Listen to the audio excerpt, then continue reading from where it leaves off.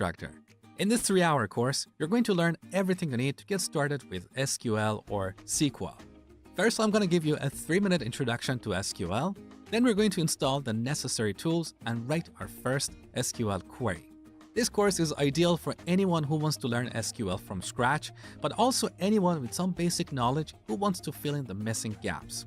By the end of this course, you'll be able to retrieve, insert, update, and delete data in databases. We'll talk about tables, relationships, different types of joins, subqueries, regular expressions, and much, much more. These are the essential concepts that every software developer or data scientist must know. This SQL course is packed with tons of exercises that help you both learn and remember the SQL syntax. Also, there is a table of content below this video, so you can quickly jump to specific tutorials. Now let's jump in and get started. Let's start the course with a quick overview of databases, what they are, and how we use them. A database is a collection of data stored in a format that can easily be accessed. In order to manage our databases, we use a software application called Database Management System, or DBMS.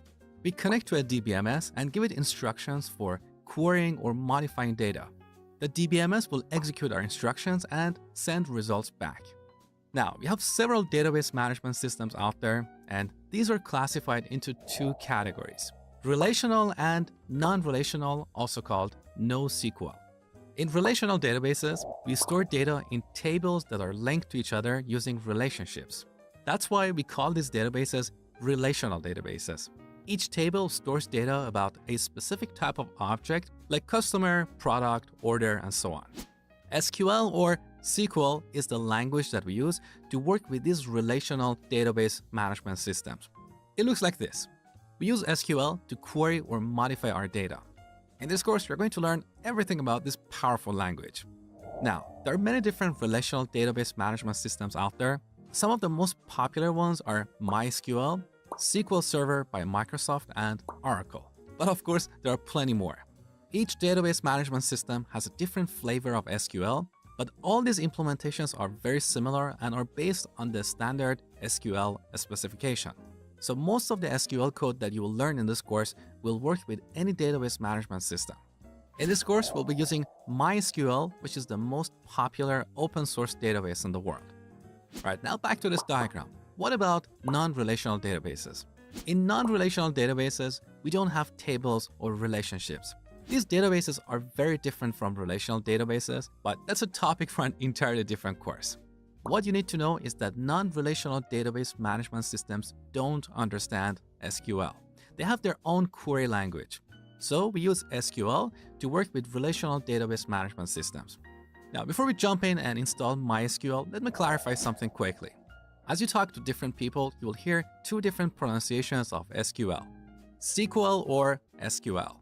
What is the correct way? Well, it depends on who you ask. And of course, everybody thinks their way of pronouncing this word is the right way. But here's a little history about this language. SQL was originally developed at IBM in the 70s, and back then it was initially called SQL, short for Structured English Query Language. But they changed the acronym to SQL because SQL was the trademark of an airplane company. So to this date, there's been an argument about what is the right way to pronounce this language. Generally speaking, people in non-English speaking countries call it SQL. I'm used to calling it SQL because it's shorter and sweeter than SQL. But if you prefer to call it SQL, that's totally fine with me. I'm not going to get mad at you. So that's the history behind this language. But what about MySQL as a software product?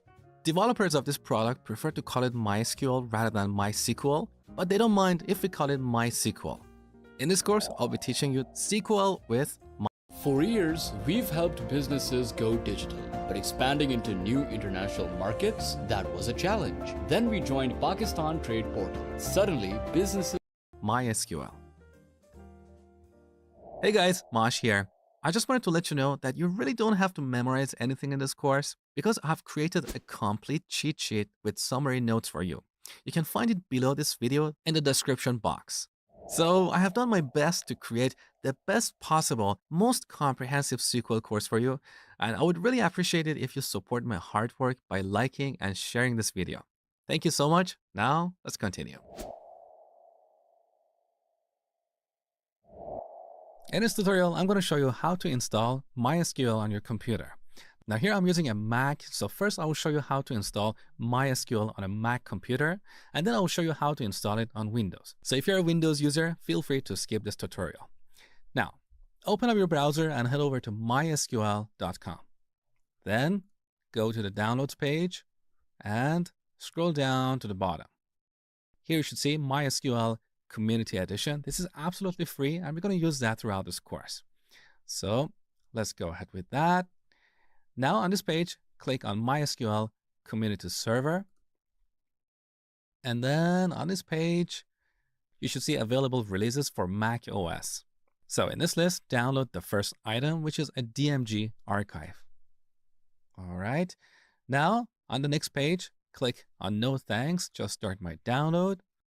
All right, as you can see, we are getting a DMG file, which is basically a setup wizard. All right, now the DMG is downloaded, so let's open it and then double click on this package. This will launch an installation wizard, which is pretty easy to use. So simply click on Continue and again and again.